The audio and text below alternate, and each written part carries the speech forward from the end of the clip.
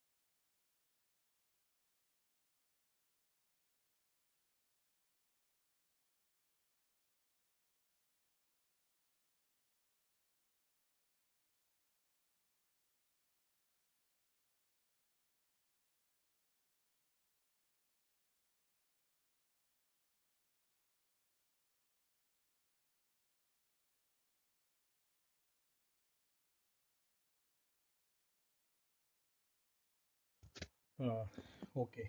After seeing this gear force analysis, we will further go to the design part of that. Uh, as in the regular class, I mentioned design of gear is not that simple. The reason being, first of all, the profile is not uniform. It is continuously varying. In addition to that, if you look into the loading condition, what happens? The load will be momentarily coming in contact when two particular tooth, okay, so this one and this one, when they are coming in contact, only that time load will be acting on the particular gear pair, and once this particular tooth are going to be departed, then load will suddenly disappear. And also if you consider one particular tooth, this let us consider this tooth as a rigid body. Rigid body means what? The body which will not deform under the loading condition. Let us assume like that. If this is rigid body, then the whatever the force transmitted, let us say it is not rigid. What happens microscopically, if you look into that, there is going to be some sort of deformation in the particular this tooth. Why it will be deforming? Because basically this tooth acts as a cantilever. Because of that, there is going to be some deformation on the left hand side, the first tooth. Because of that, what happens? The particular fibers on the right hand side, they experience the dark colored, you just see, they experience such kind of tensile stress on the right hand side fiber, and on the left hand side fiber they experience such kind of a compressive type of stresses.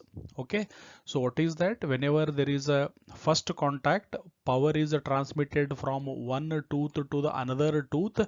Let us assume the second tooth as a rigid body and first tooth as a non-rigid body. It is a just assumption. Okay, so because of that, microscopically there is going to be such kind of deformation in the second this thing tooth. Okay, because of that, on the right hand side of the fiber of this particular tooth profile, there will be a tensile stress, and on the another side it is going to be compressive stress. And further, when this particular contact departs, then what happens? The stresses will swap over. Swap over means this surface will be getting compressive, this surface will be getting tensile force, so the load will be alternatively switching over. So because of that, the analysis is very complicated. So under these particular scenario, the one gentleman called Wilfred Lewis, he gave a very simple concept of force analysis during 1869. So what he has given the concept, let us go through. Basically he considered some assumptions which I will read out and narrate. What he has assumed is worst condition of loading of tooth occurs at first point of contact and entire load is taken by one pair of mating tooth only. What do you mean by that? When two particular profiles of tooth are coming in contact, whatever the load, where does that load come? Load comes from the top. Okay, that entire load is borne by only one tooth. So just see in the second this thing, so it is all along the particular width of the tooth there is going to be contact, and the entire load is borne by this. Why he has considered for this? Because he has considered the worst condition. Worst condition means what? Entire load is taken by one tooth. If you do the design for one tooth and if that tooth is safe, then ultimately the entire gear is going to be safe. That was his assumption, and quite valid also and quite acceptable also. That was the first. And then second, he considered radial load does not contribute in power transmission and makes gear strengthen due to compressive action and hence may be neglected.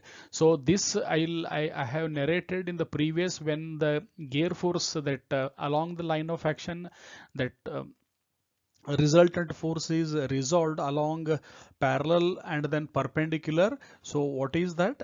That perpendicular force or perpendicular to the tooth profile force is the tangential force, which is responsible for transmitting the power, and along the tooth particular, that is along the tooth towards the center of this gear, so that does not contribute, only it will be developing compressive type of loads. And since it is a compressive, this tooth, since it is a cantilever, it will be firmed. Firm means what? It will not be removed from its location. Okay, so that is why radial load he has discarded. So that is also quite obvious and then acceptable only.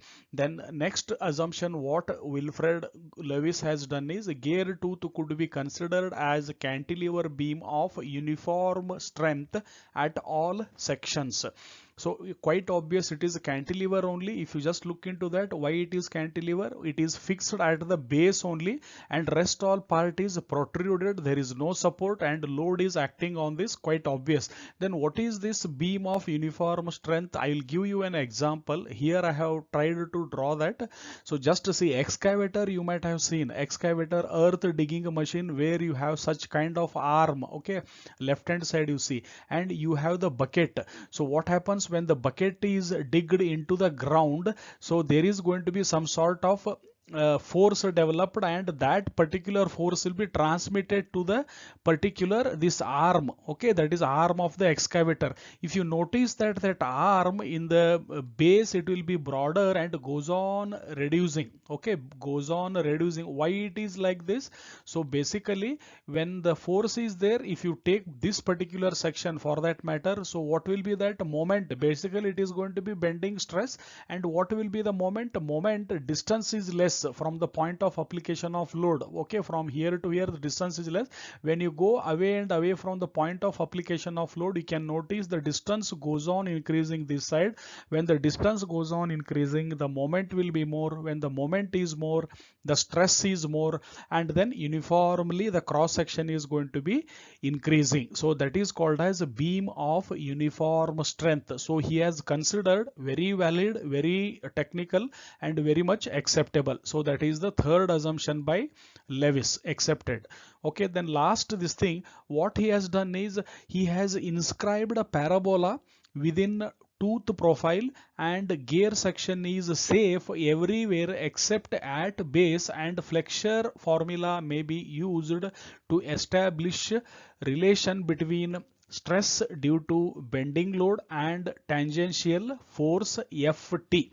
What does that mean? He considered, since the profile is changing everywhere, so he has inscribed a parabola well within the tooth profile, and since the parabola profile is smaller than the actual tooth profile, only except at the base, everywhere the tooth is safe only. He tried to develop that, and then he used the Flexure formula. What is the Flexure formula? Same Euler's equation, m by I equal to sigma by y equal to E by R. E by R, of course, he has not considered, only m by I equal to sigma by y. So let us see the next. Of course, this inscribe of parabola and all I cannot able to show here. I will be showing in the next slide. So just see over here in this particular slide, whatever that this thing is there, parabola I have used with a dark color. So this is the parabola except at the base. So everywhere this particular tooth profile is safer. So he has considered at base the width equal to t and height equal to h, and this is going to be the width, that is b is going to be the width. On the right hand side you just see this is the particular this thing. So this is the tangential force which is perpendicular to the tooth profile and along the tooth profile. So this is going to be the radial force. This he has discarded, okay, when you resolve the force along line of action. And here in this you can see only the triangular this thing, but what I have shown is the parabola, okay. And again he consider the tooth as the cantilever, which is again I have shown in the central part of length h whatever is there. So this particular tooth is being made horizontal, okay, and ft load is shown. And if you just see from one particular this side, what you can able to see is this one side view, okay. So that is the width b having a thickness t, okay. So again he has used the Flexure equation, that is m by I equal to sigma by y. I have directly written sigma equal to m into y divided by I, or in other terms sigma equal to m divided by I by y. Y in the numerator is taken to the denominator, where I by y is z. What is this z? Section modulus, okay. Then what is I? Come to this right hand side. I is area moment of inertia, and for rectangular beam it is b d cube by 12, as all of we are aware. So what is the d? D is the depth. In our case depth is going to be the thickness t. So I have replaced d by t, that is b t cube by 12. And again y is what? Y is distance from centroidal axis to the farthest fiber. So it is from the mid, as we are all aware, the geometrical axis is going to be middle of the height actually, that is half of the depth of the tooth, that is t by 2. And again what I have done, z equal to I by y, whatever is there I have substituted, and then I try to make the simplification. So I by y, I equal to bt cube by 12, y is t by 2. So t and t will get cancelled and 2 will cancel 12. So ultimately you will get with the bt square by 6, okay. And again what is a moment? Moment is basically force into perpendicular distance. So force is this ft, perpendicular distance is h, that is being written over here, okay. So moment is force into h into that particular other terms are there. So those terms are being substituted over here. Again you will get this particular, that is ft h into 6. So that divided by 6 is there, that 6 will go to the numerator, and bt square as it is. From here I am interested to find out what is ft. So ft equal to sigma b bt square upon 6h, simply cross multiplication. Then what he does, he multiplies the numerator and denominator by factor p. P is the circular pitch. I think this also we have deliberately discussed in previous class, okay. And again we also have circular pitch into diametral pitch equal to pi, given by equation 12.1 c, page 203, or in other words diametral pitch equal to z by d. How you get z by d? Because you have one more equation, that is circular pitch equal to pi d by z, or p into pd equal to that particular. So pi will get cancelled, just see. So if you substitute this particular p in this expression and then try to simplify in the 12.1, you will get this. Again it is also given in 12.1b, page 203 of your data book. And again he substitute that, he make adjustment, whatever that 1p he will take inside, 1p he will take outside, okay. Numerator he retains, and then denominator he takes inside the bracket, and that particular t square upon 6h into p, he consider it as his on his own name Lewis form factor. Remember, all are constant terms in that. What is constant? Thickness is what? Depth of the tooth is constant. H is what? Distance of that particular load acting point to the base of the tooth is also constant, and then p circular pitch, that is also constant. So all put together constant terms, he derived that as a small y called as Lewis form factor. Okay, and again, so that we are replacing here, just see ft equal to sigma b into b, again what is that b? He introduced one more term, that is width factor, which I have tried to narrate in this here, okay, because of space limitation. Just look, let b by m equal to k, which is width factor, b is the face width, m is the module.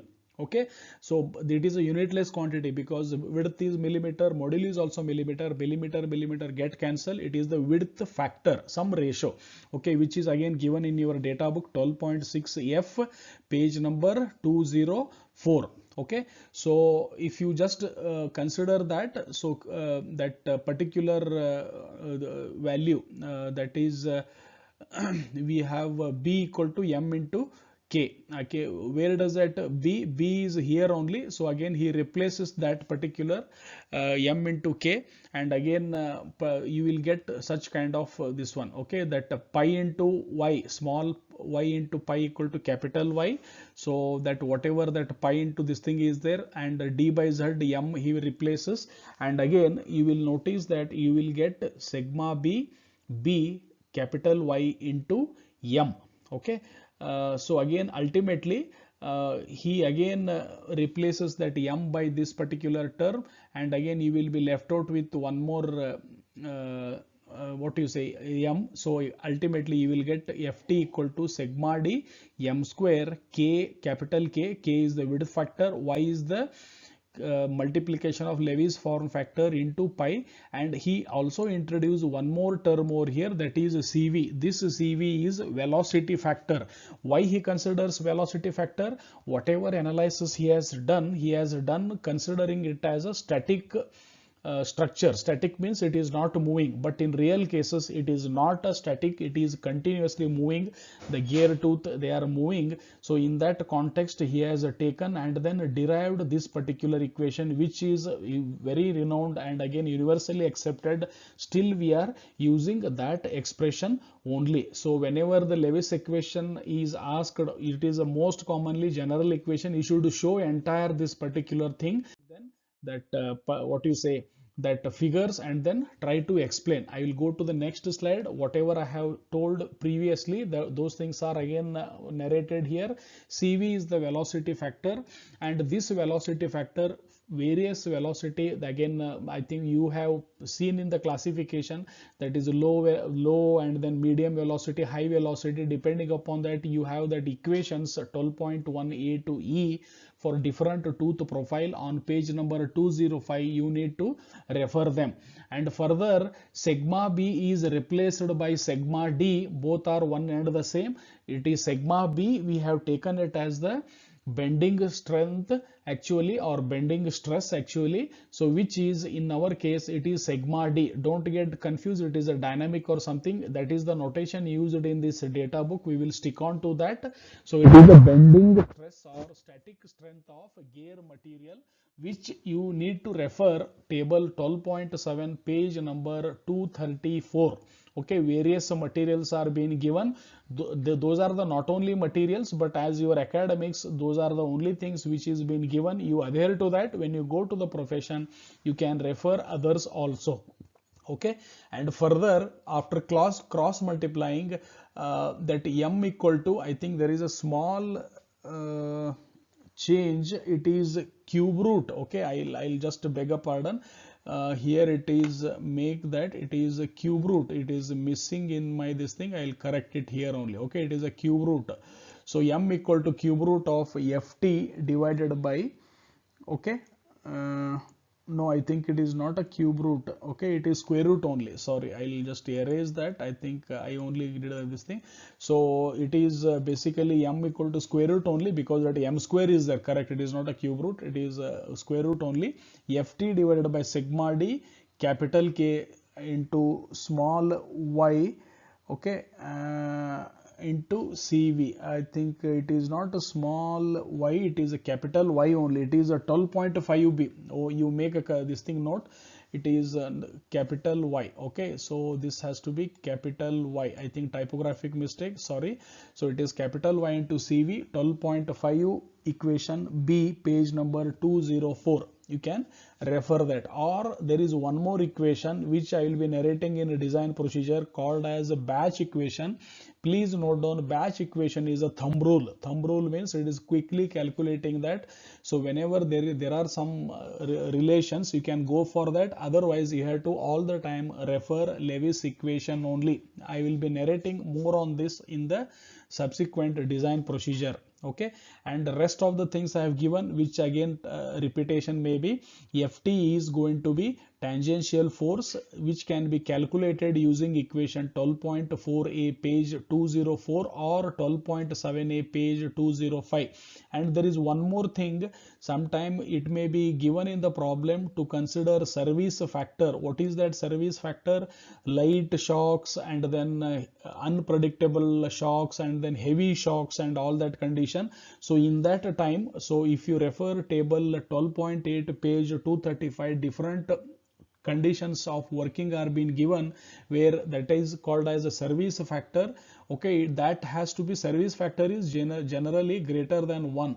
Okay, so that you can consider that. Okay, so if CS is not given in the problem, you can use 1. Okay, or you can simply discard that. Okay, of course I'll just go to next slide and then stop there. So this will be the one bit module, and in the subsequent module I will be explaining the design. So basically if you just go to the design, so previously what we have seen is only pertaining to Lewis equation. So if you consider in a nutshell design of gear tooth for strength consideration, so basically we will be doing the design of gear under 3 different considerations of strength, or 3 different failures of failure criteria. What are those? The first one is going to be under static loading condition, that is a design for strength, again static loading condition, which I have narrated, that is called Lewis equation. Okay, that is one. And subsequently design for strength against dynamic loading. Okay, this is also called as for Buckingham's equation.